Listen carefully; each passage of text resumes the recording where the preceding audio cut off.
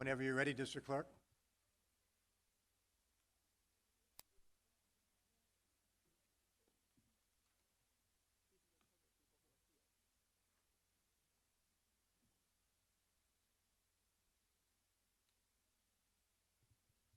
Good evening, Westbury family.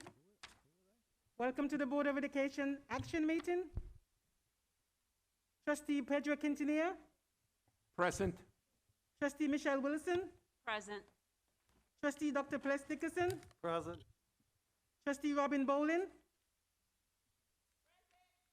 Trustee Rodney Keynes, Board President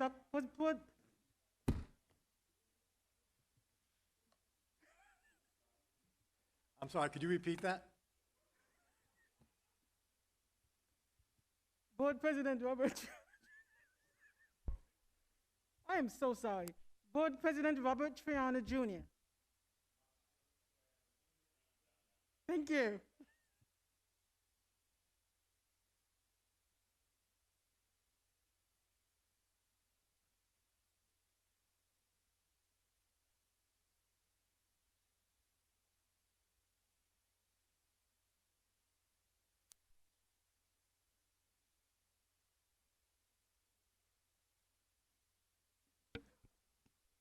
Pledge allegiance to the flag of the United States of America and to the republic for which it stands, one nation, under God, indivisible, with liberty and justice for all.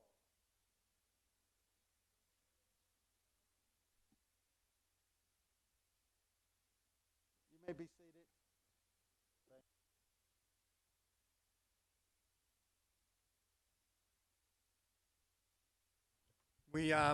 I want to apologize to all of you that are here today in the audience, as well as to those who are watching virtually, for the lateness of the start of this meeting. As many of you know, and some of you that are here now participated in the welcoming reception for our superintendent, Dr. Tahira Dupree Chase. We had so many people in attendance who were just anxious to bring welcome to Dr. Chase that our ceremony ran a little bit longer than expected. But I think it was worth it, given the sentiment that were expressed by so many members of our community. It was really just really heartwarming to have so many people come out on a rain-threatened evening. In fact, it's raining now, and also during the middle of a pandemic. I think we did it in a way that was safe for everybody. But I think if Dr. Chase had any wonderings about whether or not this was the right community for her, I think the way that she was welcomed resolved any concerns that she may have had. I don't believe she had any. But I was very proud of our community, the way they came out to show their support for Dr. Chase. I was also very proud of the two families that participated, children's families that participated in tonight's ceremony. We had the 3 young ladies from the Dalias family. I hope I'm pronouncing that correctly, and they were just really awesome. And Isabel Hernandez treated us to a solo violin concerto. That's how you would say that. I have to ask Dr. Dickerson, because I'm not too good at it. Thank you, Dr. Dickerson. And I was just watching the music that she was playing, and I don't know how, it was just a mass of black tones in the paper. She was just incredible. So my apologies for being late, but for those of you that were here, I think you know that it was well worth it. Well, now we'll start and ask Superintendent Chase. Well, I have to go actually by the agenda.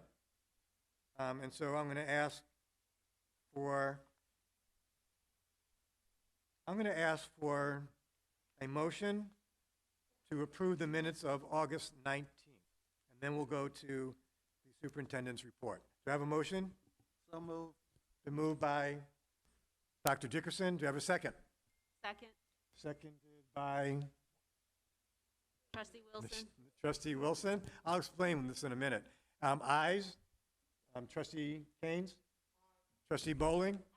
Trustee Dickerson? Aye. Trustee Wilson? Aye. Trustee Quintanilla? Aye. And I, Robert Troiano, vote aye. Motion carries 6-0. This may be a difficult meeting because I wear hearing aids. And this evening, I neglected to bring one of them with me. And so my hearing is really off balance. So I can hear out of this ear, and I can't hear anything out of this ear. And so if I can't quite tell who's giving the motions, just bear with me. And maybe you could help by saying something like Wilson, aye, or Wilson, motion. something like that. My apologies. And now, for our superintendent. Good evening, community. Once again, buenas noches to our Spanish-speaking families. As Mr. Triano indicated earlier, it was indeed a show of just love and support and well wishes this evening. And again, we apologize for the lateness of our start, but it was absolutely worth it. I want to thank the community members, especially our brilliant, bright scholars who came out this evening. It is so well appreciated, and I am full. And again, as I ended the presentation earlier, let me just reiterate again, it is my greatest honor to lead this district at this time in our history, in the 2021-22 school year. And I look forward to our continued work together. I do have a couple of announcements that I'd like to share with the community. First, I just want to congratulate the middle school. This week on Monday, we welcome our 7th and 8th graders back to school, and we celebrated them. And it was indeed a celebration. If you go onto our Twitter, and it will be on our Facebook, you can see how the students came in and how orderly they were, and just how proud we are of our students. We look forward to the grand opening of our middle school extension on Monday, October 4th, where we will cut the ribbon to open the doors so that our 6th graders can enjoy in-person instruction in a brand new wing. And we're super excited about that. Ladies and gentlemen, for those of you who participated in the meet and greet, I touched just a little bit on social emotional wellness. And many of you received these bracelets. The kids thought that they were like rubber bands and kind of having fun with it. But these bracelets really have a significant meaning. You know, we are charged with ensuring that our students have an amazing academic experience here at Westbury, and they will. But we also know that we are still in a pandemic, and many of our students have not been in school for over a year. And so with that said, we understand the importance of addressing the social emotional needs of our students as they transition back. And that's part of the work that we have to do. It's a new type of work where most of the times in school districts, we don't necessarily give that consideration, but it's something that we do need to consider. Students do display some of the trauma, some of the anxieties that they may have about the return to school. We're proud to open up our doors to all of our students in a very safe and healthy manner. And so we're focused. Parents, you're going to see when the children come home different aspects of the work that we're doing with social emotional well-being. And social emotional well-being is not just limited to our students, it's also going to be expanded to the staff and faculty, our administrators as well. This month, and I'm sorry, every month we are focusing on a different theme to help improve the social emotional well-being of our students. This month, the month being September, our theme is Believe. We thought that that would be the best theme to open school, helping students to understand how important it is to have that growth mindset, believe in a vision, believe that they can be great, believe that they are powerful, believe that they can be anything they want to be if they put their minds to it. And so we have things going on in our school district where we're constantly reminding our students of those social emotional well-being traits that we want them to display. This month we decided to have little bracelets that says Believe. We had signs at the beginning of our school, Believe. There's some work that's being done at every school to support the vision of what we're doing with social emotional development. We will be launching a page on our website where there will be a blog written by our consultant, psychotherapist. I introduced her earlier. She is an expert, renowned, and she'll be working with us to give tips, parents, on how you can help your children at home. We look forward to bringing workshops to you in multiple languages so that you can be better partners with us in that you signs to look for when you think your child may be having anxieties, signs to look for when you think your child might be depressed. And so we look forward to bringing those workshops to you to help build our partnership, because at the end of the day, it's going to take all of us to raise our children. Tomorrow, for those of us who are planning to go to the football game, and I look forward to watching us compete against Uniondale, The Uniondale superintendent and I have a little thing going on here, so I need our Green Dragons to be inspired and to win. But I do want to share that tomorrow the game is set for 5 o'clock, but it has been moved to 5:30. So I do want to make sure that everyone is aware that the game time has changed to 5:30. We hope you can come out and support our Green Dragons. Our students need our support. So please come out and cheer them on. Even if you spend a few minutes, just join us. Ladies and gentlemen, community members, mark your calendars. The much anticipated homecoming is underway. The committee has been doing some due diligence and getting some activities ready and continuing the festivities that you all absolutely love in this community. And again, we're looking forward to continuing to enhance it. The homecoming is set for October 23rd. So please mark your calendars. We will continue with our famous Pancake Breakfast. This is a fundraising activity that ensures that our students have scholarship and funding to extend their education beyond the fabulous Westbury High School. We do ask that you come out to support the Pancake Breakfast because your support of the breakfast is a support for our children. The Westbury Union Free School District has kicked off Hispanic Heritage Month. We know beginning September 15th through October 15th, we will be celebrating, commemorating, acknowledging the influence as well as the contribution of our Hispanic and Latinx citizens, and we cannot wait to display our support and our celebration of their works and contributions. Much work is being done all over our school district. I ask that you continue to watch our Facebook and social media platforms so you can take a look into what we're doing to commemorate this most important month. You know, it's just really unfortunate, similar to Black History Month and, you know, some of the other ethnic celebrations that we celebrate, is that we focus just one time of year. This really should be a year-long study for all of our ethnicities because our diversity is our strength.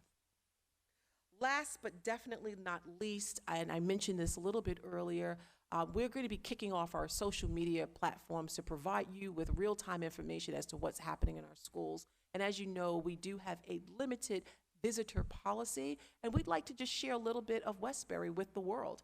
Let the world know the wonderful things that are happening in our school district. We don't want people to guess. We want to show people, right? So a picture says 1,000 words. A video gives us endless possibilities. And so we're going to be featuring videos and pictures of our students, our beautiful students, our talented teachers, our amazing administrators and staff, and you can get a peek into all the fabulous things that are happening at Westbury. So please like us on Facebook. And it's a shame that we only have less than 800 people liking us on Facebook when we have almost 5,000 students in this district. So please, let's increase those numbers. Let's let the world know that Westbury rocks and that we are on the move. Please follow us on Twitter, follow us on Instagram, and we look forward to giving you real-time information. Again, families, I ask that you continue to exercise all of the health and safety protocols. Wear your mask when indoors. You know masks are optional on the outdoors. Please continue to exercise respiratory and hand hygiene. Families, do not forget to send your student to school wearing a mask. We will be having a mask competition contest in the district very soon, affectionately titled Rock Your Mask, where we're gonna show off all the fabulous masks that exist in our school district, and you'll see that on our social media platforms as well. Thank you all for your attention and have a fantastic evening. Stay safe. Thank you, Dr. Chase. That seemed like it deserves some applause somehow. I don't know. Yeah. So Dr. Chase mentioned the homecoming on October 23rd, and the homecoming is one of the things that I think is a hallmark of the Westbury community and really distinguishes us from many other communities. The Pancake Breakfast is just wonderful. It's a real social event. People who maybe don't see each other all year round come to the homecoming Pancake Breakfast just to enjoy not just the pancakes, but the social camaraderie. And then the parade is what I think is particularly distinguishes us from other communities, because we've got a real downtown where we can parade down, and it always brings joy to the Westbury community to see all the kids being part of the of the floats, and it's really great. One of the less noticed events during homecoming, because it occurs actually during the breakfast and it occurs in the little theater, is when we celebrate the distinguished alumni. And so we want to start taking recommendations or nominations for that. We haven't got a real process for doing that, so I'd ask all of you that are in the audience now or are listening virtually to please send any recommendations or nominations along with your reasons for nominating that person to the Board of Education at westburyschools.org. That'll come to the Board of Education, and I guess we'll have to establish a committee to select who's going to be this year's choices. So just want to bring that to everybody's attention, and maybe we can sign some people who really bring honor to the Westbury community, and we can actually get some people to go and watch that ceremony. We're now going to open up the mic to anybody that's here that would like to ask questions about tonight's agenda or anything affecting the operation of the school district. I believe, but this is true, that on I think the YouTube broadcast of this meeting, there's a chat feature, so if you have questions, you can put those questions into the chat. One of our board members, I would ask to look at that and read those questions or comments as they come along. I'm not going to be able to do that. Does anybody, to start though, does anybody in the audience have any questions or comments that they'd like to make? If you do, I just ask you to come to the mic.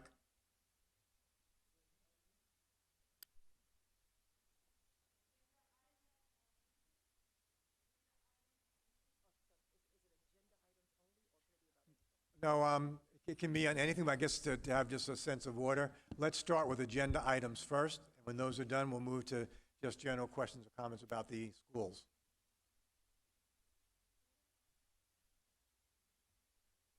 Afternoon. Isabella Hamilton Lomax, 565 Jefferson Street. I have a question on the agenda. I believe it is the Westbury nope, not that one. It's the Smart Start grant training. So I think it's a great idea. No. But it is above subject C. So it might be all grouped together. So maybe subject B and under professional development, and then it's broken out into sections.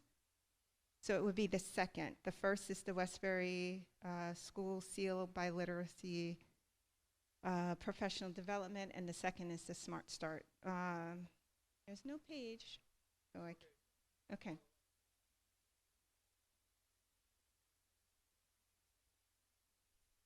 Okay. So first, I do think it's a great idea.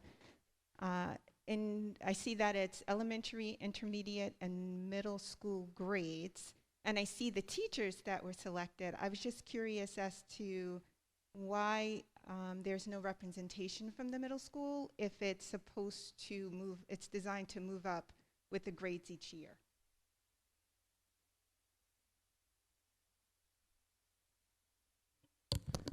So to my understanding, the grant was written for the purpose of addressing elementary needs, and it will continue to grow as the years progress, because it's a multi-year grant.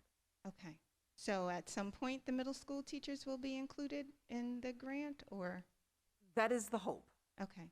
That is the hope.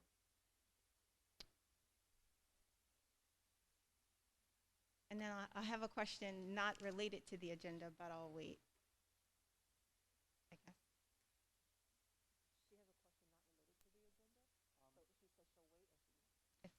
Go ahead, Isabella. Okay, thank you.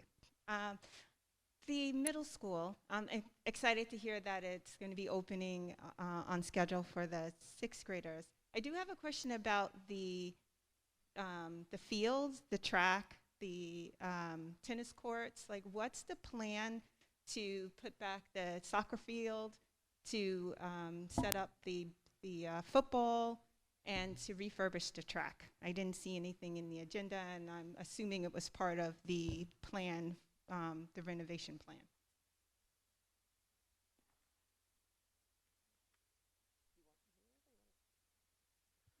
So you're correct. We will have an enhanced soccer field, an enhanced tennis court, And those things will happen after the grand opening of the school. What I'd like to do is, I'm going to just ask our Director for Facilities, Guy Foreman, who is here, if he could just elaborate further as the Director of Facilities, and Rob Stein can definitely help him along the way in that, just to give an answer with a little bit more specificity in terms of timeline, because I want you to have that information. Okay, great, thank you. Oh, absolutely. And if these gentlemen can just provide a timeline, why don't you stay? No, why don't you stay, because you've asked the question. And if these gentlemen can give a possible timeline, well, Mr. Stein and Mr. Foreman. The tennis courts, the work is due to start immediately after the middle school opens. That will commence, along with the work on the soccer fields. And that will probably be October, November. I don't know if that was the entire question. Keeping in mind, of course, that the tennis courts is a complete rebuild, and they're being slightly moved, so they're going to be brand new from the ground up. You know, I think we have to speak to, and I'm sure parents are going to want to know this, what's going to happen to the athletic teams that would normally use those fields while the construction's going on. The football team is currently working at Park, and the soccer field is at Powell's Lane. So those students, I believe, are bused there every day. That is correct. That was beginning this week. They're bused back, and it's, you know, it's an unfortunate condition. It's not what anybody would have wanted, but it's just the way the construction got laid out. We just couldn't do construction on that field and also do construction on the middle school building itself. It's been hard enough to finish that building simply because of COVID, and people don't understand how, I don't think, maybe they do, but it's been amazing how much the workforce has been depleted because of COVID. The number of carpenters was reduced from 15 down to 5. Those 5 tried to work double time, and they still couldn't finish on time. So we're finding this, you know, we just couldn't get the fields done as well as the building done at the same time. The configuration of the track will be a little bit different from what it is today. You know, but it's always had an odd shape. It's been a circular shape, and that's not really how you don't run track meets on a circular shape anymore. But it's a community asset because a lot of people go there to walk the track, and you can find people there at 5:30, 6 o'clock in the morning, and then again at 5:30, 6 o'clock at night. So we hope to restore that. It'll be a different configuration, but it'll be just as suitable for what people do there. Also, the football field and the baseball field are being moved to make it safer for the kids, because currently, I may have this backward, but currently part of the infield lays on where the football field is, which makes it tough for the kids to play the game, because at one moment they're running on the track, then they're running on running on grass, then they're running on dirt, then they're running back on grass. This is going to move the field so that the whole baseball field is outside, the whole infield of the baseball field is outside of where the football field is. And I think we're going down to 4 tennis courts from 5. 4 is what we need to be able to compete in the interscholastic tennis tournaments. But that means that we're going to have tennis instruction and tennis coaches, because we lost that somewhere along the line. So we look forward to all that coming back together. Unfortunately, it couldn't happen for September. The work on the track, there is a section of the track that still needs to be paved, and that work will be done very shortly. And I want to thank Mr. Foreman, our Director for Facilities, and Mr. Stein, who is our auditor, who has been extremely helpful with operations in our school district for clarifying and adding more specificity to that answer. Hi there, everyone. Good evening. My name is Chiquita Combs. I'm president of the clerical unit here in the district. And I'm wondering, with 2 months, I believe it's 2 months, you start July, August, September, here we are, September, almost 3 months. What are your biggest concerns, Dr. Chase? Hello, Shakita. Hello there. So when you ask my biggest concerns about the school district so far? So far, what you've seen, Yep. what you've been able to view and observe, what are your biggest concerns? Give me your top 3. I your biggest appreciate it. concern. You did ask for 2, so I'm gonna give you 3 because you didn't Okay. ask for 3. But you know, one of the things I promised the school board was that I would give them a 90-day plan, and I'm not quite at 90 days yet. But, you know, I've been around the block long enough, and this is not my first rodeo, to see things that need to be done. And one of the things that I want to address are our academic standing. You know, we have some powerful, smart, beautiful children. And I want to make sure that, you know, we've identified the different talents that exist in the school district, that we provide the best programs for these kids, and that we exercise providing teachers with the professional development so that they could be better equipped to provide sound instruction for our children. That's number one. Number two, you know, it's no surprise that, you know, we've had some concerns with transportation and some issues with transportation. I'm not going to say some. We had major concern. And, you know, I have to admit that those things did not help me sleep well at night. But what I recognize is that, you know, there was a breakdown in communication on a lot of different aspects. And what I'd like to see is that we develop a communication plan, and that we take a look at how we communicate with our community, how we communicate with each other, how we communicate with our outside organizations and our vendors, and I want to improve on that. The third is I want to improve on engagement. I haven't really been here long enough to really analyze family engagement, but one of the things I recognize is that the pandemic also puts that wedge between, you know, that partnership. And so I want to find creative ways in which to reach out to the community in a safe way, because we are in a pandemic, and bring them back into the schools in a very creative, innovative way, so that we could build that partnership back and engage families. Because if we don't engage families, it's going to make it very difficult to meet those two things that I talked about earlier, right? We need people to be engaged. We need people to be involved. So those are right now some things that are just really like blinking lights. You know, the communications, the academic, and let me just indicate, academic is going to go with social emotional. So those are the things that I really, you know, see as urgent matters right now. Of course. I'm glad you said that, Dr. Chase. I think that our connection with the families in our community is very, very important. And I was wondering to the board, have we considered re-registration, a re-registration project here in the district? We are busting at the seams here in the district, and I was wondering, are we considering that in the future or near future? So we have not been considering that, although that may be something that we put first and foremost, well, foremost anyway, maybe not first, on the superintendent's plate. And the reason I say that we have not been is because some of us that are on the board now experienced a re-registration process that goes back to the 1990s, and you may recall that. Of course. And the district went through a very expensive re-registration process that was really unnerving to a lot of parents, because they had to redocument who their children were, that their children lived in the district. And when then there was some question, we had an interim superintendent who actually wanted to do DNA tests to confirm that the parent's child really was their child, because the birth certificate wasn't sufficient somehow. And the result of that was then that almost no student got removed from the district. But it cost the district quite a bit of money to engage private investigators.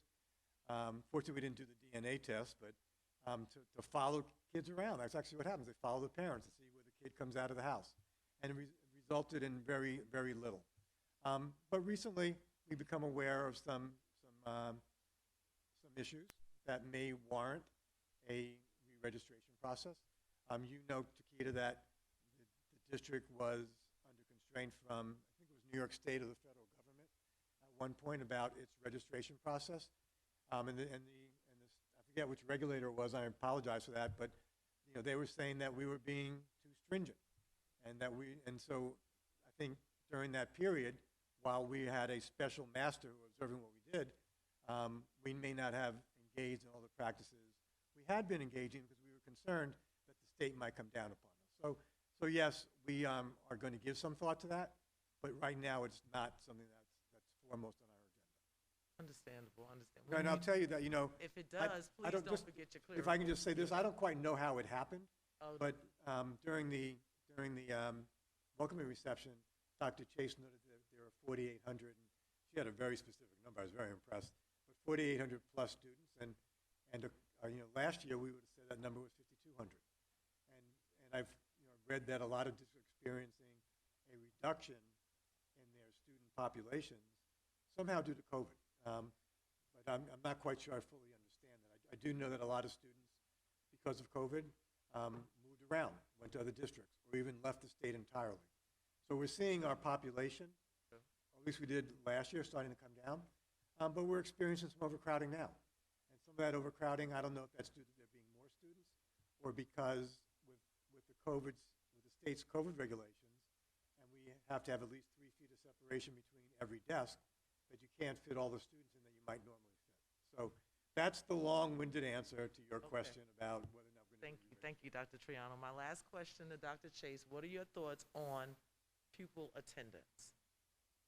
So it's kind of fitting that you've asked me that question. September is Attendance Awareness That's Month. right. And so students have to be in school. That's the bottom line. Students have to be in school. That's the best way to engage them. And I recognize, in speaking to my principals, and I call them my principals affectionately, to speaking to my principals yesterday, speaking to somebody yesterday about this, about really taking a look at our no-shows, finding out where those kids are, making sure that our enrollment data is accurate, making sure that the kids who are on our rosters are actually live bodies, warm souls, to make sure that we have some accurate data.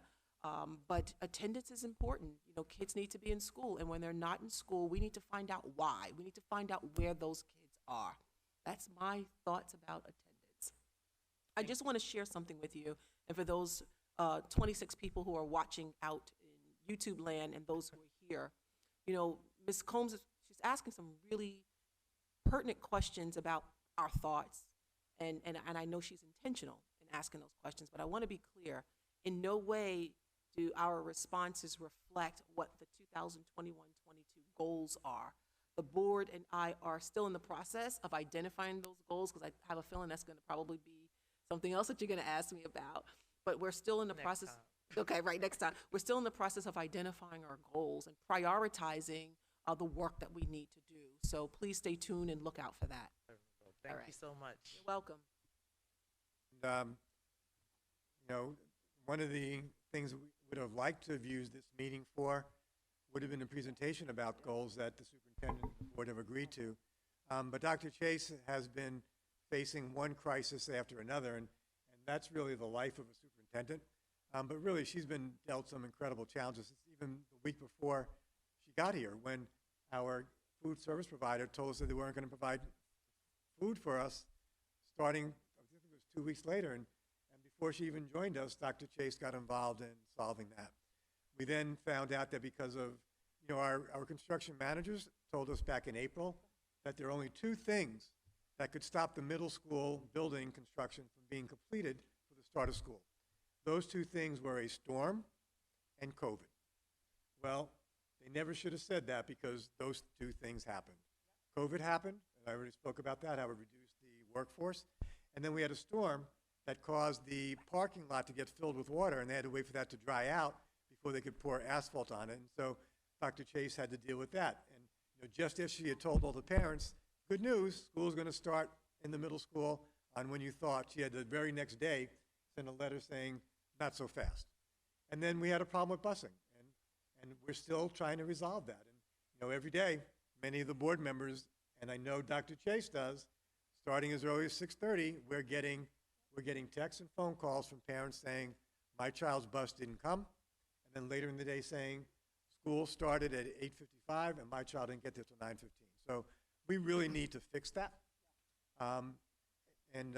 So that's what prevented the goals from being presented this month, but they will certainly be done for next October, for next board meeting, which will be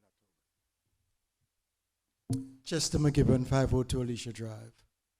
Mr. President, on building on grounds, did it ever become necessary for us to do any re-engineering overall in our retrofitting of our HVAC systems?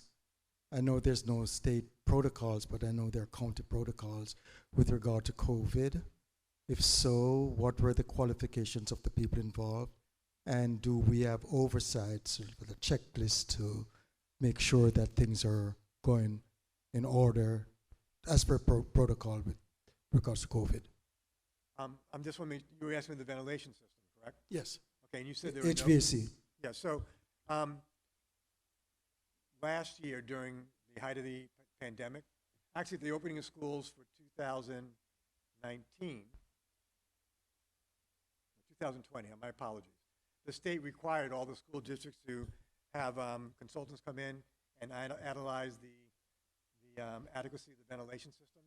Mm-hmm. And so that was done in our schools, and there were some spaces, some particularly office space, that were taken out of commission until we could find a solution for that. And so people had to double up, and we undertook at that point, I'm going to ask Dr. Chase to add to this, but we undertook at that point and put in our capital plan that we were going to redo our ventilation in all the schools so we could bring those office space in particular that were taken out of line to bring that back online. At all of our elementary schools, and I'm not sure if the middle school and the high school are included in this, if you were to drive around behind them, you would see portables that are going to be used for those staff that can't go back into the spaces where there are ventilation issues. And I'm not exactly sure when those ventilation projects are going to be completed, but you can speak to that, Sure. please. No, but about the day-to-day management, though, in terms of air exchanges, damper adjustments, and so forth, do we have those protocols in place? So, Mr. McGibbons, thank you for your question, and we do have those protocols in place. I'm very pleased to know that under Mr. Foreman's direction, we have Mr. Stein and Mr. Hardy who are addressing those issues on a regular basis and assessing those concerns on a regular basis. We're also hearing from our staff in terms of ventilation, and they're very they're very forthcoming as to what they believe, and when we believe that there's a concern in terms of ventilation, we immediately deploy our facilities team to analyze and assess. Are these personnel just regular custodians, or do we have certified people in HVAC systems? If need be, if we believe that it warrants reaching out to HVAC, then we will do that. But thus far, to date, we have used our own internal people who are well-trained. That is true, but on tonight's agenda, and I forget which resolution item it is, there's a change order for Honeywell Energy Performance Contract. And we've spoken before about, we brought them on to help us find ways to reduce our costs by being more efficient in our use of electricity. They're going to build solar panels out in the parking lot of the high school that will provide energy for this building. But the change order relates to our asking them to include in their project enhancing our ventilation system. And so that'll be, as much as you can retrofit a ventilation system, that'll be state-of-the-art for what you can do for I know that, Mr. President, but in terms of the day-to-day operations, I know as an industrial hygienist, I know that there are protocols with regards to adjusting dampers and the air exchanges, and I just wanted to check on that to make sure that we're in compliance with that. Right, and Mr. McGibbons, I want to be able to answer your question appropriately, and we do have our experts here, our administrators, who are also willing to add to the work that's being done and the protocols and procedures. So if you don't mind, I'd like to call on these gentlemen to further respond to your question. Thank you. Yes, sir.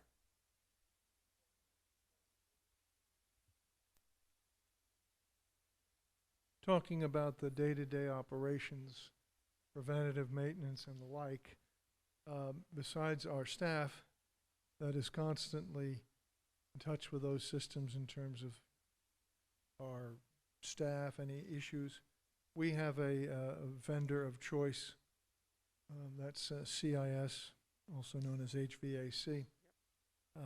They are one of the two highly qualified entities on Long Island to do this. We've had a long-term relationship and they have contracts with us. So any kind of preventative maintenance work is done by them. It's done on a a biannual basis, changing the filters, et cetera, making sure that we upgraded our filters to the 13 level where possible. And of course, they happen to be, by bidding, the same company that's doing all the HVAC work at the middle school. So they're living with us almost day to day. I think that is the missing link that you're talking about. Yep.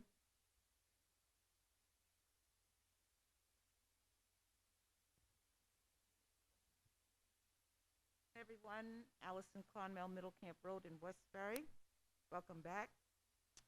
This question is really for Bobby over there regarding Woodson Foods. Would you happen to know where are we presently as far as the reimbursement of funds to Westbury schools? And also, I was wondering if anyone saw the article regarding Patterson, New Jersey Yes. lunch program.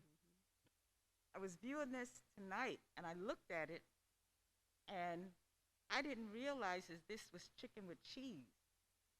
When I saw this, it looked to me like when you get a new pair of glasses and they give you the thing to clean your lenses with. So I'm looking at this, and I'm saying to myself, oh my God, this is what kids are given to eat? So I just would like to know about our food program here in the district, because we've had to change. And thank God somebody was able to step in.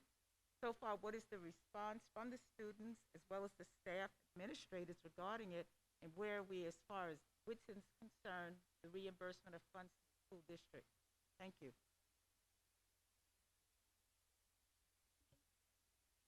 So I can speak to the students' response to the food. But one of our schools in particular, and this has nothing to do with the food quality itself, but you know, the apples are in a cellophane wrap, and so the children are having a difficult time removing that wrap. And so the minute I found out the kids were having a difficult time because of you know, their motor skills, the food company service immediately stopped doing that. Another issue arose at the high school the other day. It was brought to my attention by Dr. Pellick. We addressed that right away. When children are asked, well, what do you think of the food? You get, I don't know. It's okay. It's okay. And that's the average answer from an average student. You know, it's okay. Now, have I heard, and I'm not going to, you know, sugarcoat it, have I heard the food is delicious? It's like eating at a restaurant. No, I have not heard that. But I haven't heard that it's yucky, you know, in the way a child will tell me. I haven't heard that it's disgusting.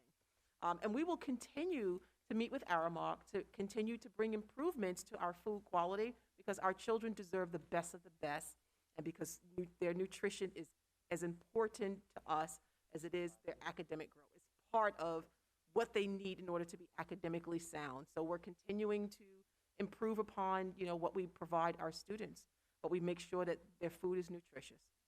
Now, yes, I did see the Patterson School District.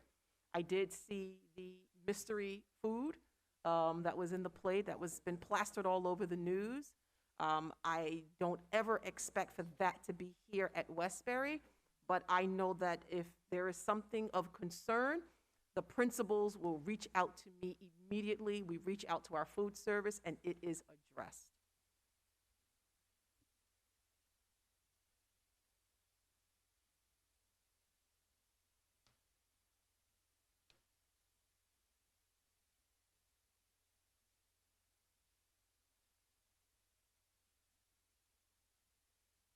Mr. McGibbons, I was told that we didn't answer all of your questions. Yes, please. I don't know something about President.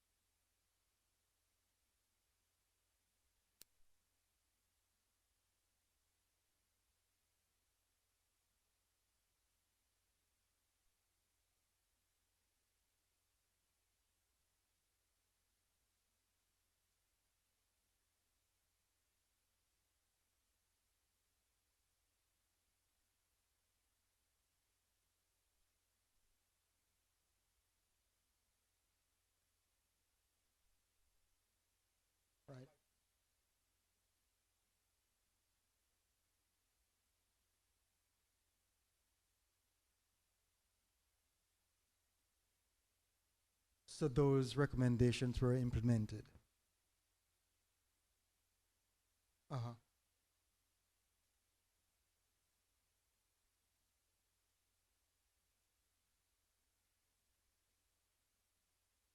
Yes, and as the gentleman says, these are daily activities that's being followed.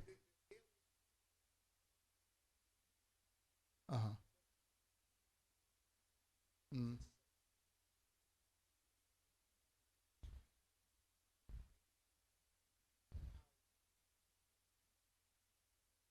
And and the recommendations are being followed on a okay.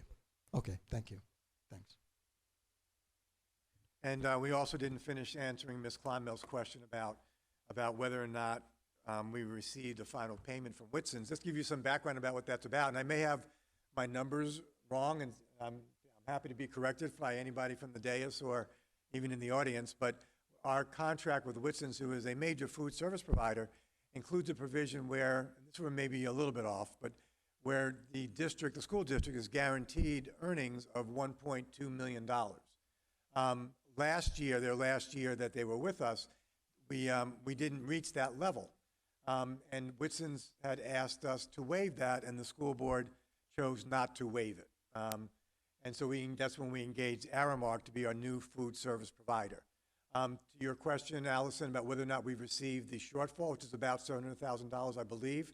And again, my numbers may be off by a magnitude of more than 100,000, but you understand it's a large number. And so we would typically expect to get that payment by August. We have not yet received that. Legal counsel has requested the payment by October 15th. So at the October 22nd or 23rd meeting, Ms. Kleinmel, you can come back and ask that question again. I bet. Ms. Lavelle. Elaine Lavelle, 18 Oakdale Drive, Westbury. Now, just a follow-up to when I was here in July. I did speak about what you just mentioned, Mr. President, regarding Whitson's and the money situation. Now, my question to you tonight is this. I am aware of something called a performance bond. Is the district aware of this? And is this part of the contract? And as of now, where are we with that? Who is holding that performance bond? People have raised that question before. Mm-hmm. And that is a mechanism through which Whitson's might choose to pay us. But I'm really very indifferent as to what mechanism they choose. The point is we believe they owe us the money. Whether they take it from their corporate coffers, or they get it from a performance bond or some other form of insurance, or they borrow the money. We as a school board are really very much indifferent as to how they choose to do that. But I want to just be careful because we may be involved in litigation, so I don't want to say too much about that. I do understand that, but it is my belief, again, I'm not a legal expert, neither am I a school board member, but I do think that in a situation like this, there should be some security net or something, because when we have a contract and we breach that contract, we are liable. So in this case, I do think that the board needs to look at this very, very closely. And I'm saying that because I know that with the contract that we had before, I as a taxpayer did benefit from it. And it's almost 2 years now, and I don't know if this district has actually received any money, and I'm really concerned. And again, also we have to look, well, I'm not going to get too technical on this, but this is a big concern of mine. But even activating a performance bond would require acknowledgement on Whitson's part that they owe us the money. And so, they're going to have perhaps their own legal defense. I don't know. But we have to just wait until October 15th to see how they respond. Okay. And one other thing, we have a temporary contract, I think, for a year. Now, what is this board doing, looking in the future? Are we going to be left without something going? Because before we look around, it's going to be another year. Are you asking what are we going to do about another food service provider? Correct. Okay, because yeah. what are we doing? And there are some. Go ahead. Yeah, we're gonna be required to go through the RFP process again and have companies bid like they happened before, and we'll pick one of those who are the best, who are the lowest cost but qualified provider. Now, we could choose that to take it over ourselves and operate the program entirely within district, rather than outsourcing it to another provider. And I'm going to say this and then I'm going to have a seat. I'm just wondering, has this board looked into going back to self-op? Because I know that's what we were doing for years. I'm And sorry, we all benefited from that. doing what? Self-operative. Yeah, that's what I Like said. I said other we school could districts choose to do. operate it ourselves without Yes. going to any provider. We'll just operate it ourselves. Say that again? One of the options I said, we're going to have to do an RFP, or we could choose, even after doing an RFP, we could choose to do the operation ourselves. Okay. I got you. Okay, thank you.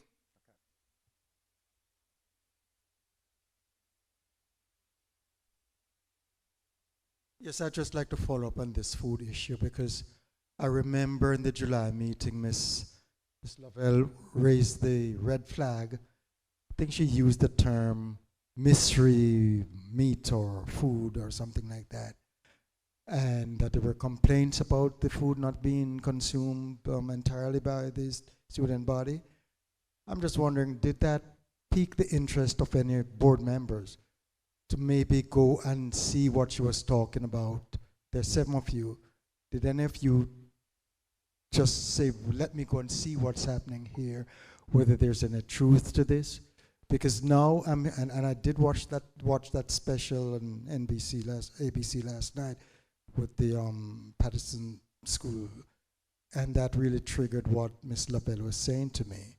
So I'm just wondering, I know that they meant, now, Dr. Chase said that children said, well, it's okay. We didn't hear great. I remember 20 years ago when my children were here, I was PTA president, I was council president. We were preparing these foods ourselves. We couldn't find, people were going back for seconds. Now I understand they're not even going for firsts. And I'm glad, Mr. Triana, that you mentioned, Mr. President, that we may elect to go back to that self-op thing where we had cooked food, not food that's being warmed up or, prepackaged. And who knows at what, the quality that's being served.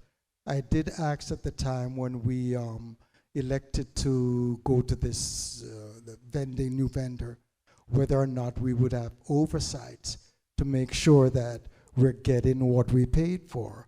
I don't know if we did follow through on that, but it's encouraging to hear you say, Mr. President, that we may elect to go back to that self-op option, because we did get food that were cooked on a daily basis. We got all sort of fringe benefits out of it. We got ice machines, we got cooler units, and I just want to know, what was it that triggered this need for a change to go to this prepackaged stuff instead of doing it the way we used to do 20 years ago? What was the trigger that elicited that change that that what we're currently doing right now? You had quite a few thoughts in there, so Yes. I can't even begin to tell you what triggered the food industry to move from I don't know, you might say cooking food from the beginning to the end, as opposed to having prepackaged food. I just don't know. I imagine that that's a trend throughout the industry, and there's probably lots of cost reasons involved in that, and maybe even health and safety. But I really don't know. I'm not going to even pretend to be able to answer that. In regard to, I just don't want to leave the impression when you say that I said that we may elect to go self-op. It's an option we can look into. All I'm saying is that it's an option. I'm not saying that we are seriously considering it, because we haven't considered it yet. But it could happen. But I just want to point out that, and some of you may have seen the report, I saw it on Eyewitness News, Channel 7, I may have been on other channels as well, a report about Patterson, New Jersey, and in the description of the reporter and what they showed on TV, the food was just awful. And that was prepared not by an outside food service vendor, but by a self-op operation that Patterson uses. So just the fact that you prepare it in-house is not necessarily a panacea. It means that you've got to have oversight and supervision, just like anything else. And, I'm not sure that the school district is in the business of being able to have oversight and supervision over a food service operation. We are really an educational institution. But that's something to be discussed, with amongst the board and with the community. You may recall when we were doing the RFP, we had in total 4 hours, I think even close to 6, but at least 4 hours of hearings about different people's opinions. So we will have the opportunity to discuss that. You will have the opportunity to give us your opinions, and we'll see where that winds up. Mr. President, did you say that the school is in the business of educating, not feeding? I'm sorry? What did you say about the school district is in the business of doing what? Education. So the healthy mind that resides in a healthy body factor doesn't come into play? I'm sorry, say it again? As far as I'm concerned, that healthy mind resides in a healthy body. And a lot of our children here, Yeah, I Chester? know that they look forward to this meal. Sometimes it's their most sure meal for the day. And I remember, go back to 20 years ago, we had people coming back for seconds. And now I'm hearing this. Did it pique the interest of any of the school board members to go and investigate what's going on with the food? I just want to be very clear, because I don't want you to portray that I'm saying that nutrition isn't important in a child's education. Because you know that I know better than that. And you know that we provide a breakfast to our students because we recognize how important nutrition is to their being able to focus and pay attention in class. I just want you And to, so to hear you say that. my only point is, not that nutrition isn't certain that's something that should be on the forefront of our minds. My point is, because if we were to go to a self-operation, it doesn't necessarily mean that the nutritional aspects of what we serve get any better. But when the board gets to consider that, and when we have a hearing about that, we will discuss that. And our ability to do that versus the ability of someone, an outside provider, who's expert in that, who only does that. I don't know the answer to that. I'm just trying to make the point that there are a lot of issues to be addressed. But please, don't phrase it and don't let anybody out there think that I don't believe that nutrition is important in a child's development, educationally, academically, and just to their overall development. By the way, did we have that oversight board to monitor what these new vendors is doing to make sure that we're getting bang for the buck that we're paying for? Yeah, this is a tough year. So No, this happened last year. Oh, you said the current provider. Yes. Well, the current provider wasn't here last year. Well, And remember, the current provider came in, agreed to a contract the day before they were to start providing food services to us. So, and they only did that for 1 month, for the month of July. They didn't have the time to get ready for that. They used for a period of time, they used the Whitson's menu planner because that's what we had. And so we need to so the month of July was a transition period. There was no school in August. We're starting again now in September. We're not even through the first few weeks. And so give us a chance to work that out. But let's please not create the view that we've been through this for a whole year now and the food has just been awful, because that's not the case. They've only been here since July 1st. That was only for 4 weeks. They're starting up again in September. They have to show us what they do. We have to tell them what we expect them to do, and that process has to happen, and that's going to happen. But let's not throw the whole thing out right now. Let's give them a chance to adjust. are we going to have these monitors? And there have been brought to me some complaints about the quality of the food. But I will tell you, with Whitson's, there were complaints, and that was our food service provider last year. There were complaints from some about the quality of the food. There were others who really enjoyed it. So you're always going to have a mix of opinions, particularly with institutional food. Now, from time to time, last year, I had the experience of having some of those meals, and they were not acceptable. And my wife would not give that to our grandson. So that's the real test, the seal of Sharon, right? But last year was also an awkward year because of COVID, and kids were they couldn't prepare food the way they might normally when all the kids are in the building. But, that wasn't the case. For part of the year, we had kids, half the kids in the building, and those kids didn't go to the cafeteria. They were in classroom. The food was brought to them. So you may not get the same kind of food if you were in the cafeteria. There were kids that were at home who got grab and go. And that's not going to be the same kind of food you have in a cafeteria where it's warmed up. It's just going to be in a bag, and it goes home to the kids, and their parents have to warm it up, or the kids warm it up. So, last year wasn't a particularly good test. And this year, as I said already, we are just getting started with a new food service provider. And you have to expect that there are going to be some periods of time where we have to work with them and express to them what our wants are and give them the time to provide that to us. I have heard that they are providing, as the board requested, they're providing larger portions of food, and particularly protein. So it's improved over last year, and we may have to work with the I don't want to say quality. That implies that it's bad quality food. I don't think that's the case. But it's not meeting everybody's taste standards. Okay, what I'm happy to hear you say is that we'll exercise whatever options that might be more acceptable to us when that time comes around. And Yeah. I'm looking forward to that. Thank you.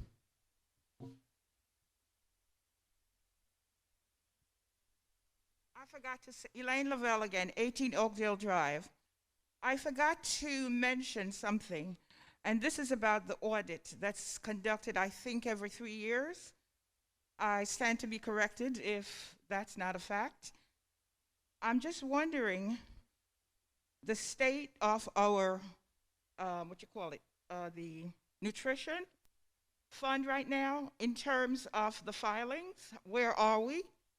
And when we get audited by the state, how do we plan to do with this? How do we plan to do this?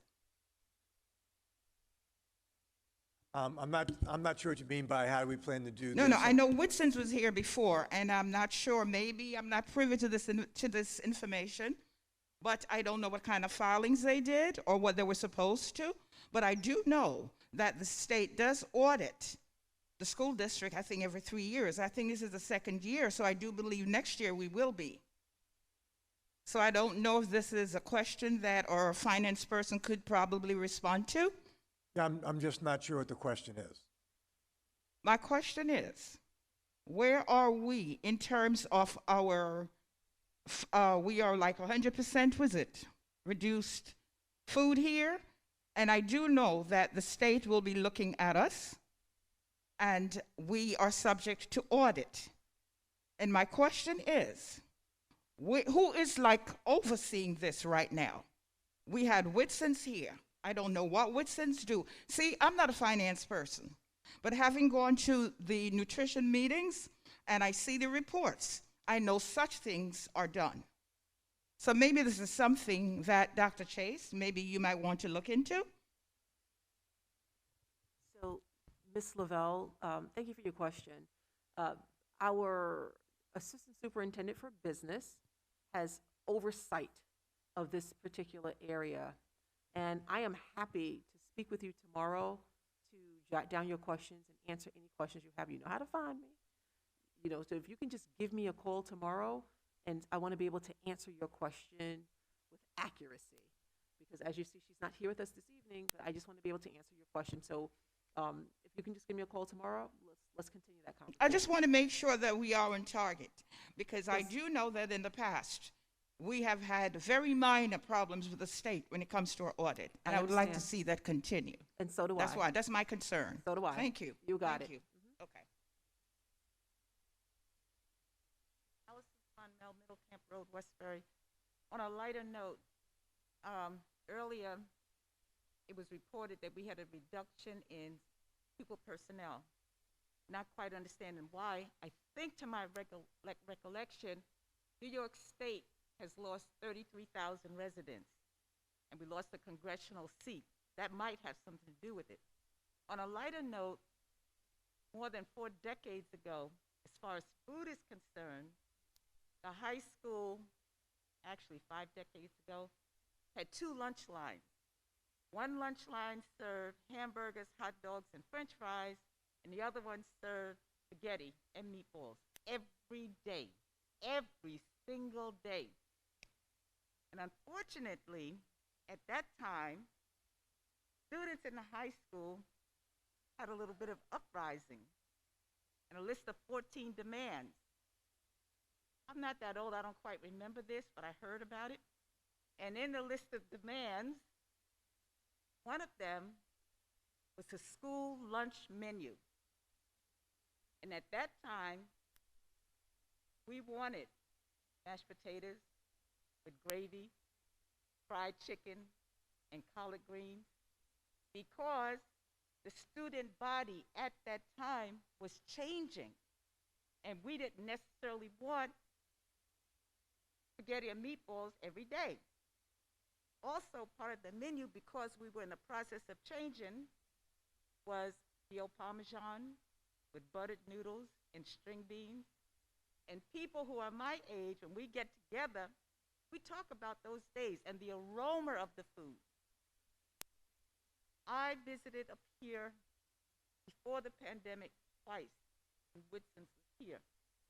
And upon entering the school, there was no aroma. There was no aroma. And upon receiving food from the kitchen, that's where the name Mystery Meat came in. And asking the staff, what is it? They didn't know what it was either. So I say all that to say that this thing with food in our district, it's not the first time. And it was so bad that we had a riot, and one of the listed demands was the change of food. And I think that was because we wanted food that tastes like food. And that's where the collard greens and the mashed potatoes and the fried chicken came.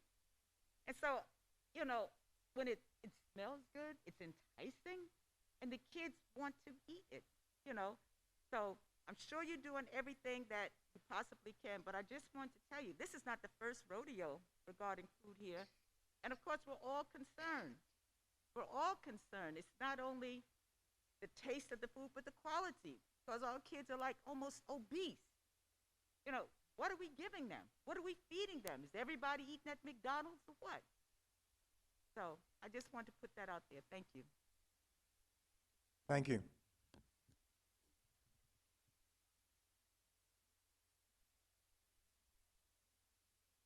Good evening again. Renzalaya, 275 School Street. I just have 2 points. I'll try and be brief. First, not to beat a dead horse, you heard about this a lot, but the food always comes up year after year, year after year. One of the things that I'd like to just have you consider is, you know, Ms. Lavelle, for example, is a liaison. You know, have either PTA or parents or students be part of the process as far as monitoring what goes. You know, Westbury is unique, and Westbury students, for the most part, are used to seasoning their chicken. So, you know, what might fly in other school districts, you know, just doesn't fly here. So, you know, have us be part of the process. You know, the high school students a few years ago when I was on that board didn't riot, but they did, on their own accord, come up with a survey. They surveyed their peers. There was a meeting with the then, you know, provider, and some changes were made. So, you know, this is something that, you know, the community can help out.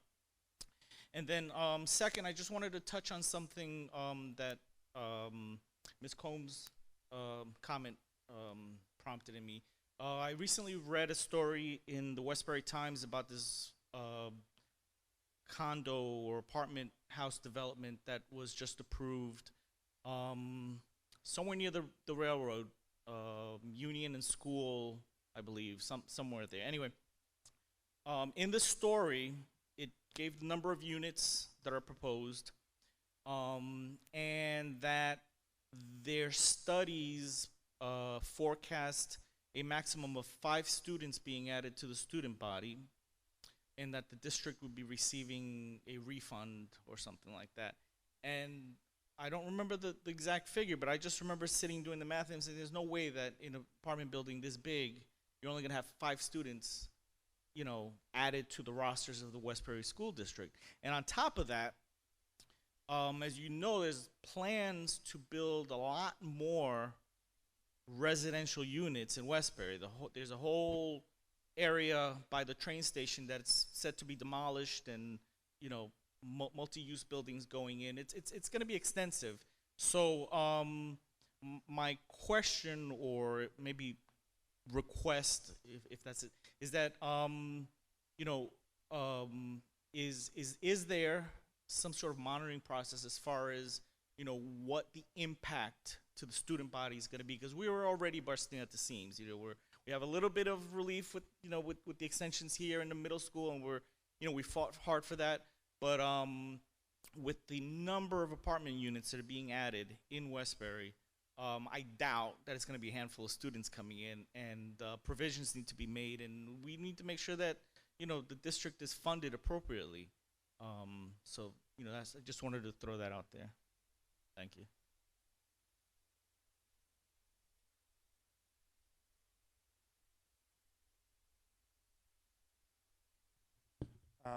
Ren, maybe we can just add to some of the discussion.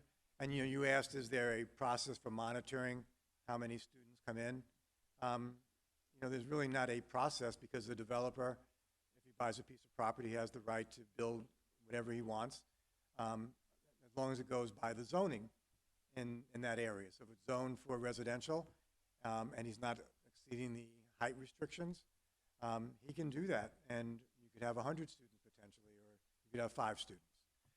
Where we have an opportunity to opine is when the developer asks for a pilot, which means he's asked for a reduction in his taxes, at which point the county, who gives out the pilots, would come to the school district and ask us to give an opinion as to whether or not they should give their approval to the pilot.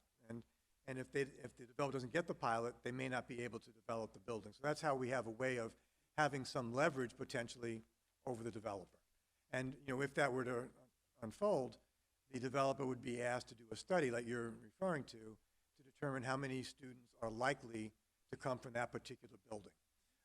And I've been involved in a lot of those, and it really is true that the number of students that come in from these new developments do not tend to affect costs of the school district. Why is that? Because what happens is, let's just say there was not 5 but 12 or 24. Those 24 are going to be dispersed, more than likely, over grades K through 12. And so let's say you had 24 students being added to the student population from that one building. Those 24 students may have 2 to a grade. If there's 2 to a grade, we're talking about less than 1 per class. And so while your class size may go up from 22 to 23, for example, your costs don't really go up. Now, we may object to having to raise our class sizes for even 4 classes by 1, but that's how that process works. So even though you may not believe it can only be 5, but even if it's more, it's unlikely to affect the cost of the school district. Now, how could it be 5? It might be 5 based on what the requirements are for that particular building. So, for example, there are a lot of buildings that are built, like on Grant Street, that are for 55 and over. Those homes don't bring any children, but it did bring, 25 new apartments to Westbury. So it really depends on what the purpose is for the particular apartment building. But again, if a developer if it's zoned, if they're not asking for any variances, if they don't want a tax reduction, they can build what they want to. Are there any other questions from people in the audience? Are there any questions in the chat room? There isn't a question, there's a statement. And so I do want to address Ms. Karen Simon's statement about bus and transportation. And I do want to just let the community know that we're continuing to work on transportation. Transportation is definitely a concern in our school district, and as I said again, it's a national issue, but my concern is mostly Westbury. And every day we're making adjustments. We're working with our transportation provider. We're working with our consultant. And I do want the community to know that we are also in the process of hiring a permanent director for transportation. There are some innovative ideas that have come up in my cabinet that I'd like to share with the board this evening, and hopefully after sharing with the board, we could share out with the community as to how we could resolve our transportation issues sooner. It is true, while it is true that there is a bus shortage, you know, we are impacted by this national shortage of bus drivers. I want to also share with the community that First Student did tell us that they are in the process of training 9 new drivers, which we hope will bring some relief to the district. Now, I don't want us to get excited about that, because in doing so, in hiring, there is a process by which they have to train these individuals. And Chiquita, you know the training lasts anywhere between 4 to 6 weeks. It does not happen overnight. Now, I know that some of the families have been extremely patient. I get your emails, I get your phone calls. You've been calling our offices, and you know, and sometimes we have good news for you, and sometimes, you know, maybe not what you exactly want to hear. But I want you to know that people are working tirelessly 7 days per week to resolve our transportation issues. So I want to thank those families who have been extremely patient. We hear you. We know. I'm a parent. I know. My son rides the school bus, and I know that feeling of having to go to work and not knowing if the bus is coming on time. And, you know, we've been working with the dispatch at First Student, looking at the GPS, monitoring what time the bus arrives at said stop, what time it arrives at school, making adjustments daily, adding kids, changing kids to try to make this work. And I want to thank those individuals district-wide who have been working tirelessly, answering calls on weekends, 7 days a week for this hard work. So, Ms. Simon, we hear you, and I know that, but please know that the district is working as hard as it can to resolve these issues as quick as we can. Thank you. Mr. President, I just want to add a comment to the question made by Mr. Celaya in regards to the school-age children projections and population based on the downtown redevelopment initiative that the Village of Westbury has undertaken. And actually, as part of the process that they went through, and some board members may or may not remember, the village did a presentation to the school board to address that specifically. And if you go to the Village of Westbury website, under departments, I believe it's under buildings, you will find an Appendix G, which is population and school-age children's projections, which explains what the effect will be on the school district. Although it's been a while, a couple of years, when that presentation was done, I do recall that the number of children expected over the life of the project was going to be close to 100 and something children. And I think the project's life is about 15 years. And tax-wise, it was going to be very positive. And the reason is that the main focus of the Downtown Redevelopment Initiative, from what I remember, I'm not speaking on behalf of the village, and don't quote me, was that the majority of units being built will be single units, one apartments or studios, because their intention is to revitalize with, I would imagine, working age individuals that would be commuters, for example. But don't quote me on that, but you can definitely read the entire document there and the projection there. And if you have further questions, the village would be able to answer it in the specifics.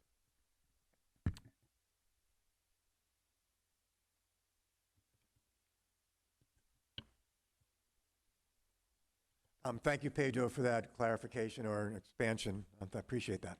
I'm now going to ask the board to take the agenda out of order and to move items 6S, 6T to the front. Do I have a motion? Moved by trustee Bowling. Do you have a second? Second. Seconded by trustee Quintanilla. Ayes. Trustee Keynes? Trustee Bowling? Trustee Dickerson? Trustee Wilson? Trustee Quintanilla. Aye. And I, Robert Troiano, vote aye. Motion carries unanimously. Now we get to do one of the, well, I'm sorry. I need to also add to that item 6D. And I have a motion to take the agenda out of order to also add 6D and put that at the very front. Do I have a motion? Moved by trustee Bowling. Do we have a second? Second. Quintanilla. Seconded by trustee Quintanilla. Ayes. Trustee Keynes? Trustee Bowling? Trustee Dickerson? Trustee Wilson? Trustee Dickerson? I'm sorry, trustee Quintanilla? Aye. And I, Robert Troiano, vote aye, and that too carries unanimously. 6D is the hiring of 2 replacement teachers. One is Leslie Penato, and the other is Ashley Blomquist. I know Ashley was here earlier, and I don't know if Ashley stayed here. Is Ashley still here? Ashley, can you just please stand for a moment? Just so we can acknowledge you and welcome you to the Westbury family. We're very happy to have you help answer our call for need and have you be joining us. And who is that that's with you? Hi, boyfriend. You can stand too if you like. All right, thank you. Can I have a motion to approve item 6D, the appointment of Ashley Blomquist and Leslie Penato as leave replacement teachers for 21-22? So moved, Dickerson. I'm sorry? Oh, I've got an old agenda, so that was my request. Okay. So I should know because I asked this morning that Mr. Abad be put in to this agenda. Is Mr. Abad here as well? No. Okay. So, so fine. So those 3. Do I have a motion? So moved, Dickerson. Been moved by Dr. Dickerson. Do we have a second? Second. Quintanilla. Seconded by trustee Bowling. Ayes. Trustee Keynes? Trustee Bowling? Trustee Dickerson? Trustee Wilson? Aye. Trustee Quintanilla? Aye. And I, Robert Troiano, vote aye. Motion carries unanimously. We now move to Resolution 6S, which really is one of the more joyful occasions when we get to anoint some of our staff that have been working with us for 3 or 4 years and give them tenure. We have on item 6S, we have 2 tenure appointees. One is Carolina Flores, and the other is, oh, and you know, Maria, I apologize up front because I know I'm going to mispronounce your name. Marie Bettina Fantal Pincombe?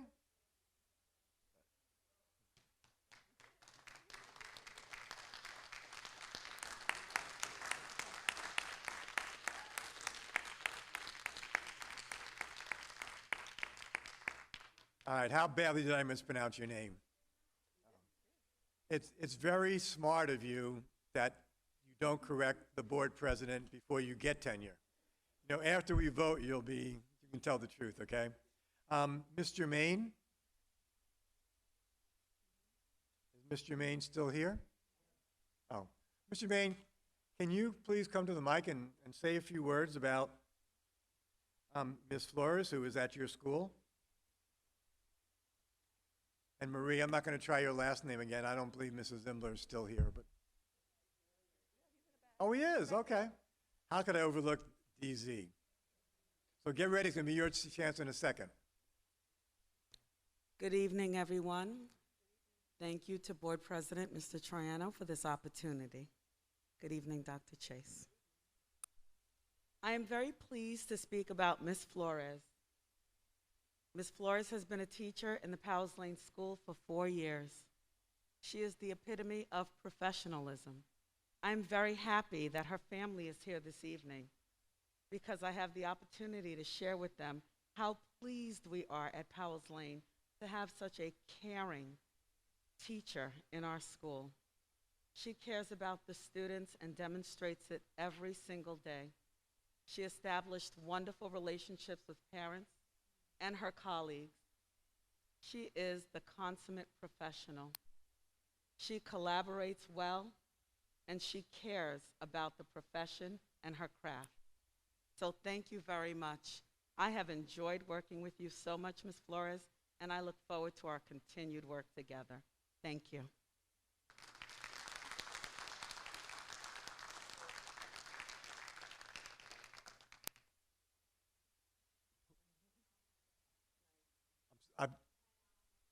Aw.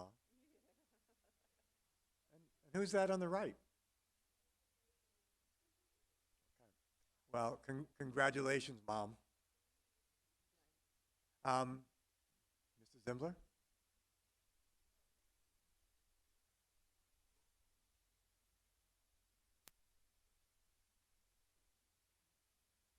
And Marie? And I'm having a hard time seeing because I can't hear or see. Who's that? Somebody's next to you, right? Hello, husband.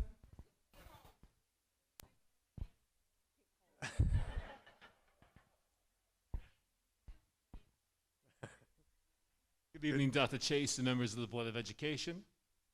Ms. Fontel Pincombe, I remember speaking to the board about you a couple of months ago.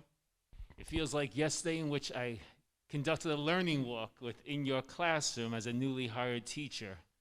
That wasn't the start of the school year. We were seeking the correct fit for Westbury High School, for lack of better words, someone we truly thought would care about the students. And during our interview, I remember stating to you at the end that it will never be personal, it'll be school business if you're not the right fit, and we will shake hands and I will wish you well. But each and every day, you brought your best effort forth. You are truly a child advocate in the classroom and out. As I conduct my morning walks, you're always seen helping someone. You can always see a student next to you. When I need help with Haitian Creole translation, you are always there to ensure our Haitian Creole population has the right support and understands what's being said by the principal. I appreciate you. In terms of activities, being a supervisor, you are always there. Welcoming our newly arrived students as a screener. Professional development, having instructional conversations with one another. You truly care about your craft, but more importantly, you care about the students of the Westbury High School. It is my pleasure as your principal to be here this evening and talk upon you. Thank you for talking the talk and walking the walk.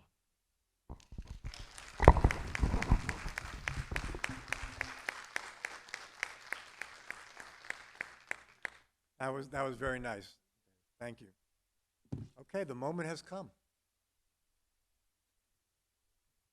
May I have a motion to bestow tenure on Carolina Flores and Marie Bettina Fontal Pincombe?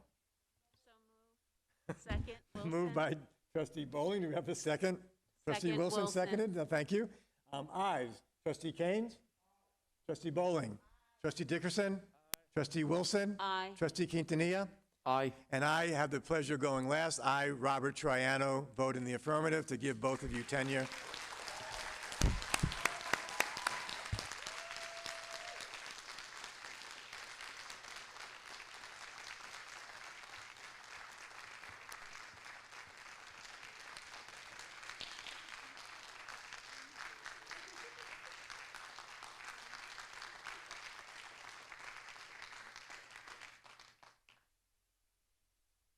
Congratulations.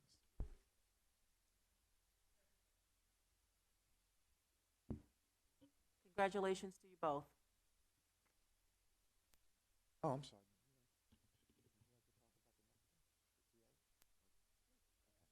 sorry. Now we come to 6T, and that's the appointment of tenure for 4 candidates. I hope my resolution has arrived the right one. Katia Cadet, Irene Florio, Cassandra Thomas. Is Cassandra still here? She was here earlier today. I don't see her. Okay. And Regina Rogalski. I believe that Regina is here. Come on. Yeah. Thank you, Regina. You know the drill. Stand up. And Mr. Rogalski, you care to stand with your wife? And Ms. Germain.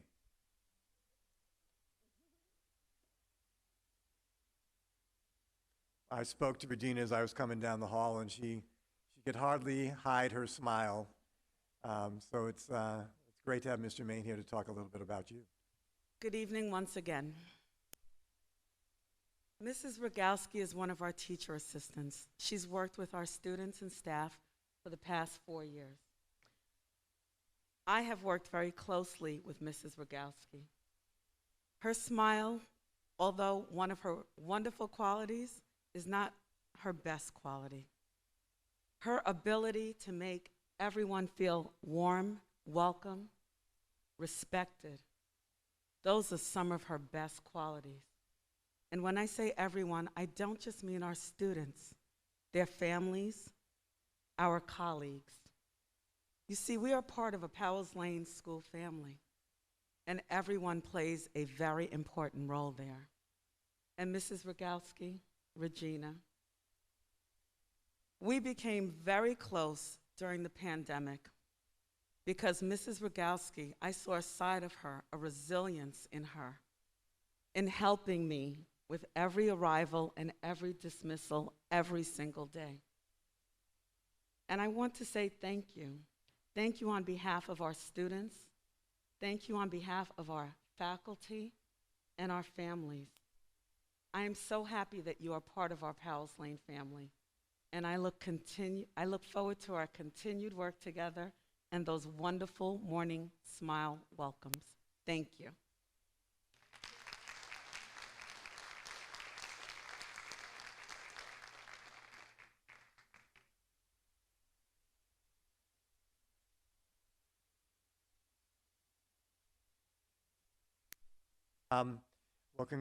Almost congratulations to the four of you.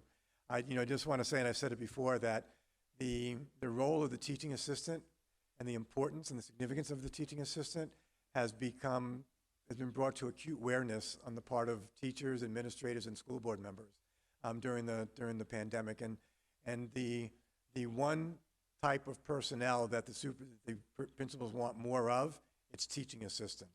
So thank you for all the work that you do. And I'm looking at you, Regina, because you're the only one here, so you're representing all of them, okay? But so can I have a motion to bestow tenure on all of our candidates listed in Resolution 6T? Do I have a motion?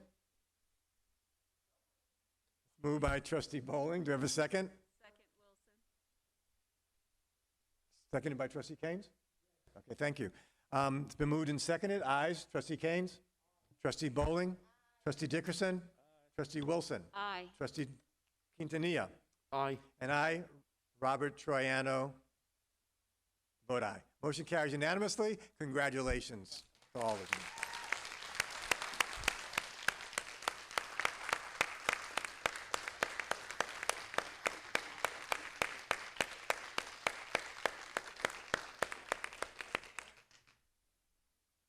Now, we have a bit more business to do, and I think we're going to wrap it up pretty quickly. But I know you came just for the tenure vote, so you're free to go now. We're not going to take tenure away from you, all right? So thank you. Congratulations. Congratulations.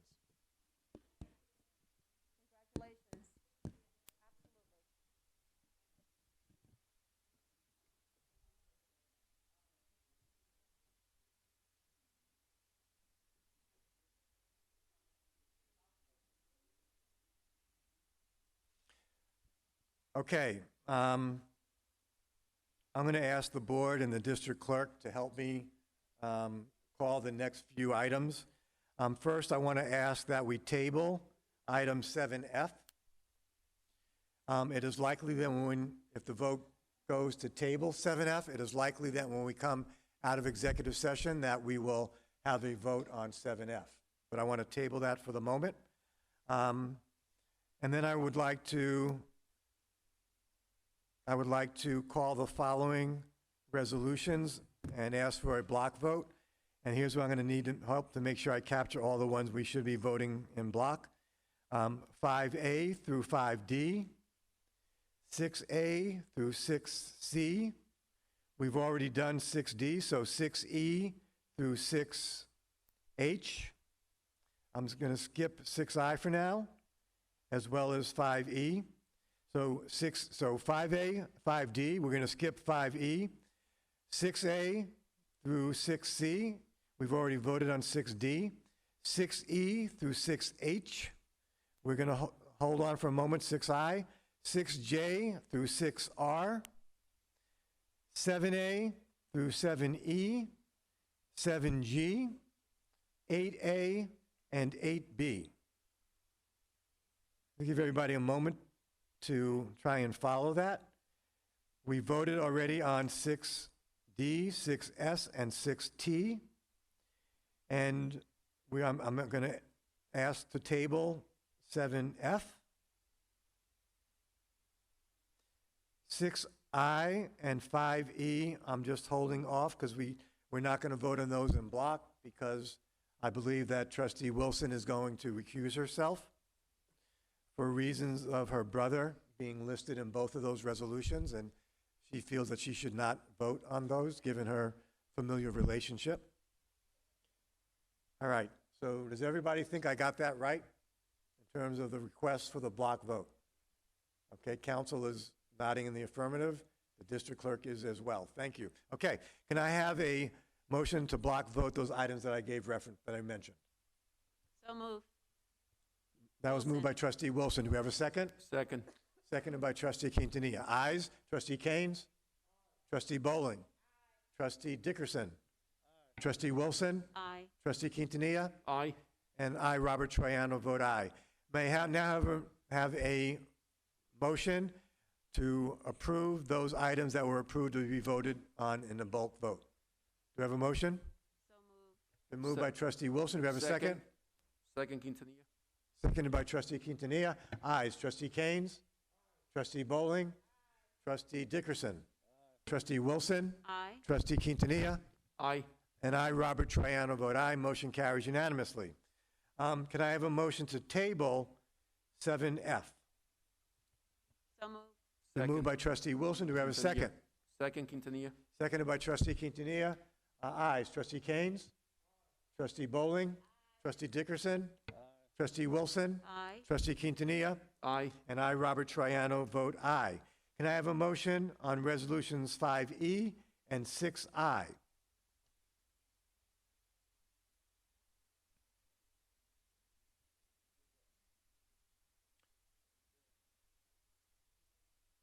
Sorry, I'm asking for a motion on 5I and 5E and 6I. Yes.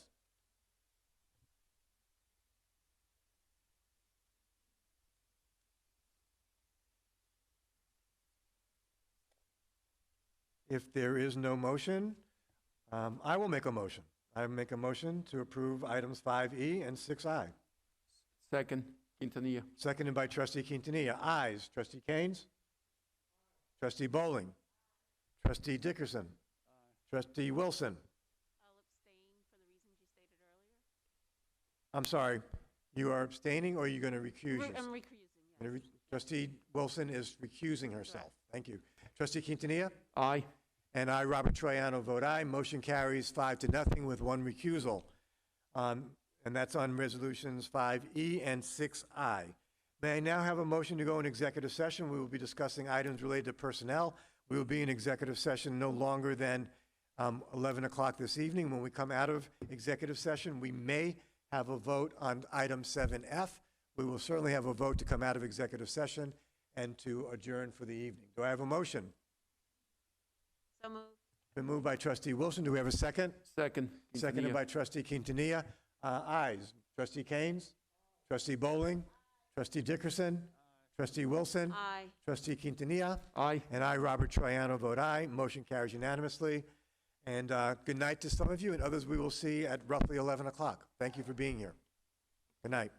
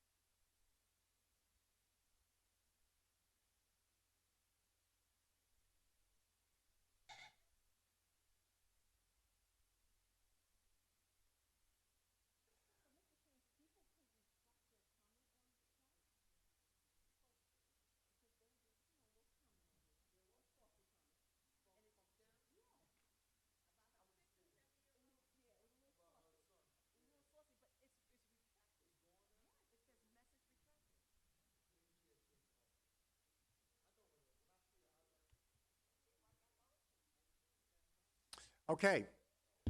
Can I have a motion to come out of executive session? It's been moved by trustee Keynes and seconded by trustee Bowling. Ayes, trustee Keynes? Trustee Bowling? Trustee Wilson? Aye. Trustee Quintanilla? Aye. And I, Robert Troiano, vote aye. Motion carries unanimously. The board met in executive session until just past 11 o'clock. We were at that point joined by the 5 of us that are here now, as well as Dr. Dickerson. Dr. Dickerson had to leave, though, and so excused himself from the meeting, and that's why he was here at the start of executive session, is not here at the end of executive session. Prior to going to executive session, the board had tabled item 7F, which had to do with the heading was an energy performance contract, SECRA. And in the resolution, there was a typo that caused some confusion about what the scope is of some of the work that's going to be done. So the Honeywell will be will be installing solar panels in the south parking lot of the high school, as well as on top of parts of the middle school. The language in the resolution suggested that we might be doing as much as 25 acres of solar panel. And none of that just seemed foreign to the board. And in fact, we're not doing 25 acres, we're doing just the area that I specified. But there was a typo in the reso, which we're going to need to amend the reso to reflect the correction, and then have to vote on the actual amended resolution. I will read the whereas in 7F that needs to be corrected. It says, whereas the installation of solar energy arrays where such installation involves 25 acres of less of physical alteration on parking lots or parking garages is classified as a type 2 action under the current development of environmental conservation secret regulations. Clearly that doesn't read well, and it doesn't read well because where there is an of after 25 acres, that should be an or rather than an of.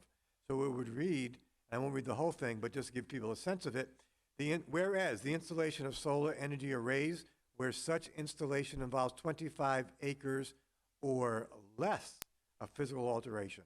So I need to ask for an amendment to change the word of in the fourth whereas to or. Do I have a motion to amend as So specified? moved. It's been moved by trustee Wilson. Do we have a second? Second. Thank you, trustee Quintanilla. Ayes, trustee Keynes. Trustee Bowling.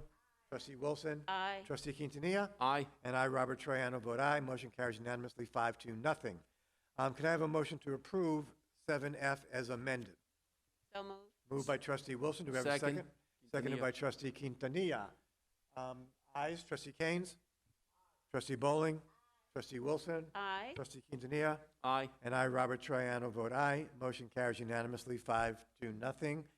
And finally, may I have a motion to adjourn? Moved by trustee Bowling. Do we have a second? Second. Seconded by trustee Wilson. Ayes. Trustee Keynes? Trustee Bowling?